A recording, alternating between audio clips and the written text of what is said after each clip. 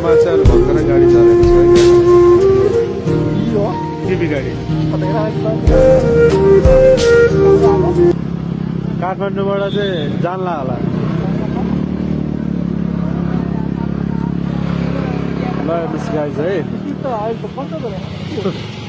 यो चाहिँ सिधामा झरे है टर्निङ नै छैन त्यो टर्निङ सडिङको बिना